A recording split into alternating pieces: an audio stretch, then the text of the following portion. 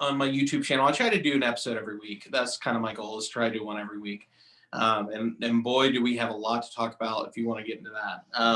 Yeah. Because just about 9 out of 10 missed it with the election. Yeah, well, this is what I was going to say. You know, we're looking at a divided country, and a lot of people really reacted to, Yep. responded to their own prophecies in very different Yes. ways, and I guess some of that is as a result of the division almost being within them, and Yep. sort of, yeah. So you can maybe you can talk a bit more about what you found in that regard. Yeah. No, well, here's the problem. There's been a 1 Thessalonians 5:19-21 tells us not to despise prophecies, but to test them all. Mm. For a very long time, is you have the more those of the more charismatic persuasion. They don't despise prophecies, but they don't test them either. They welcome them all. And then if you go to kind of the polar opposite, if you're looking at something like maybe a staunch cessationist group, they despise prophecy. The idea that prophecy could even be happening anymore. They despise it. So they won't test any, they won't welcome any.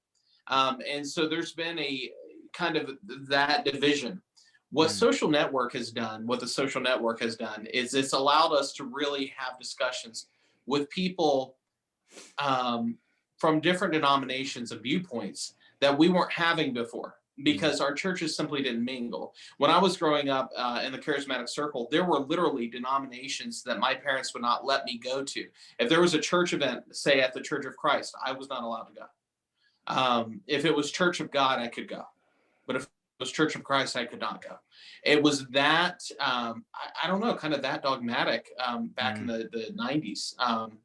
And that was kind of the end of that era, honestly. But I came in, grew up. I was born in 86, but I grew up in the 90s, and it was still very much divided over that kind of thing. So, like I said, I think what we're seeing in the division that we're seeing in America is a reflection of the division that's been in the church for a much longer time. Just things have really started to come to a head.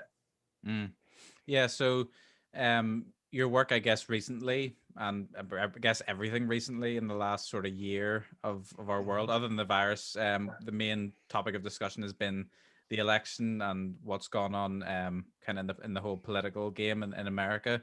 You've obviously been testing some prophecies related to that, so I thought maybe it would be good to have a little bit of a catch up just about some of the things you've seen, some of the results, and the way people have handled being both correct and incorrect. So what have you seen from in that regard, these political prophecies that sort of hit the mainstream over the last year? Yeah, that's a great question. I would highlight Jeremiah Johnson. Jeremiah Johnson seemed to be both correct and incorrect. And when that I became concerned about specifically with him was he started to get a little bit too abrasive almost, and jump to conclusions. And I started noticing a change in him, because he was right, and then he was right again, and then he was right again. Right. And honestly, it started to, in my opinion and observation, it started to inflate his ego. And then he came out and said that Trump would win the re-election. And when it didn't happen, he came out when it looked like it wasn't going to happen.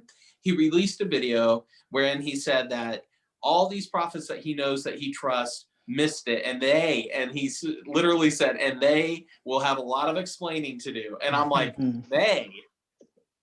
you will have a lot of explaining to do. And so I was like, so I kind of put him on blast and was reaching out to him in one of the videos and saying, listen, you missed it. Don't try to change it, because what a lot of these people tend to do, if they don't delete their video, is they try to manipulate it so that there's somehow still possible. It's still possible that somehow they were right. I don't know if you've seen the Babylon Bee came out with an excellent post earlier where it said it was something like popular false prophet says that Trump's next term will be a spiritual term and not a physical. I haven't seen that. But let me tell you something. Kyle Mann must be familiar with the charismatic movement, because that's the kind of stuff you hear. Well, it didn't happen in reality, but it happened in the spirit. right? It was a spiritual thing. And I'm like, no, that is not the God of the Bible. The God of the Bible didn't say, let there be light. There was no light. Well, in the spirit, there was light.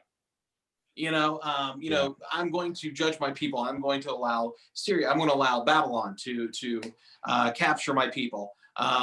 Well, in the spirit, there was a spiritual demonic stronghold and principality and a territorial demon that took dominion over Israel because it didn't actually happen.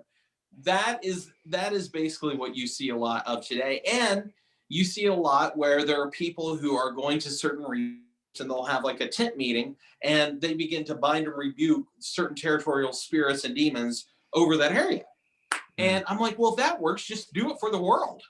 I'm like, if you've got that kind of power to end violence, and you've got that kind of power to end, why not do it for everybody? Like, and obvious, the facts fly in the face of what they're saying.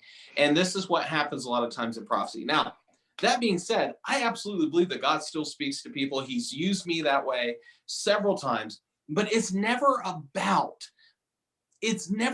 like the future of man and this big kingdom. It's always something very specific that builds somebody up, that lets somebody know that God cares about them, that shares the heart of God with them. That's when the Lord and how the Lord uses me in that.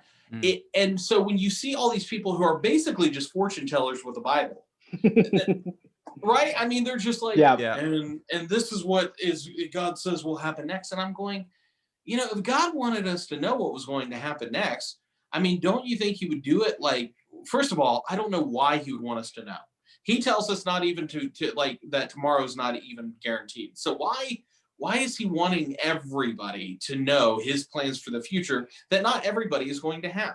It seems a little mixed there. And so, it's like, well, no, you're not promised tomorrow, but you need to be planning for next year. It's like, that doesn't track. So you brought up some super interesting points there. And I really want to get into those. And before we do that though, so just to mention, Jeremiah Johnson then did in fact sort of end up repenting of what he did in a way. And I think it was a great apology from my perspective, because I agree. It ticked the boxes of the humility that was required for such a sort of resounding defeat, if you could call it that, Yes. And ironically, I'm so glad that you went full circle there, Josh, because it's important. I posted his letter of apology on my channel, and then after the letter of apology plays, I come back on and I praise everything he did in that letter, because it was beautifully done. It's the way it should be done. And yet he's the only one I've seen do it. So ironically, the guy who I felt like got the biggest ego is also the guy that is exemplifying the most humility, because the rest of them are standing firm. The rest of them are in this conspiracy quackery that all of a sudden the power is going to go out and there's going to be this massive overhaul of government and all these things are going to happen. So you need to have and I'm like, this is conspiracy quackery. Like, this is insanity. And they actually believe it. Like, and I'm like, how far would you go to prove that you are not wrong? Well, let's ask David Koresh. Maybe we should do that. Maybe we should ask Jim Jones. Maybe we should ask some people who got so far off in their own beliefs and so delusional that they ended up taking some extreme action in order to try to save face. But of course it didn't work. Yeah. And I think we got a lot of confused people as a result of what's been going on. And Austin, I saw you kind of nodding your head in a few cases there when we were talking about like these big prophecies of, I guess they're not always doom and gloom. In this case, in fact, they were almost the opposite of doom and gloom in the prophets' minds, that Trump would have this glorious second term. But I saw you kind of nodding your head about this idea of these big prophecies, not always being the way it pans out. Exactly. And I think for me, when I watch some of these, even if it's somebody who I agree with, or they're giving me the thing that I would want to see happen, I guess I have a fundamental problem with, like, it's not even so much that they're coming to the wrong answers. I think they're asking the wrong questions. And I guess the memory that comes to mind for me when I was a kid I was raised, one of the things that I read when I was a kid that I look back and it's like, why was I allowed to read that, is the Left Behind books and the Left Behind the Kids, where especially as a kid, when you're reading these, the idea that I walked away from those books with was the idea that, or what prophecy is for, is this sort of gazing into the future, like you're looking, using the Bible kind of as a crystal ball to predict the future. And I guess maybe the point of that is to be able to play the stock market or ride the wave and avoid as much pain as I possibly can. And I guess when I think about, especially as I then become a Bible scholar and I'm looking at the book of Jeremiah or the book of Isaiah or these other books where of biblical prophecy, Jeremiah has much more to say about the people themselves, and he's providing them an insight into who they've allowed themselves to become and inviting them to repentance, rather than sort of giving them the roadmap to ride this wave and avoid pain. Like, if anything, Jeremiah himself did not avoid pain. He probably had, like, when you look at his life of basically being rejected by his home community, you see that he was at one point thrown into a well by all of his people. He wanted to go with the people to Babylon, and instead he gets dragged off into Egypt, where he didn't want to go. And if I'm looking to biblical prophecy as this sort of wish fulfillment machine, it's not just that I'm going to get the wrong answer. It's that I'm asking the wrong questions. Where really, when he does speak to the people, yes, he gives them hope, but he actually only seems to really give them hope as long as they accept that there's going to be consequences for their actions.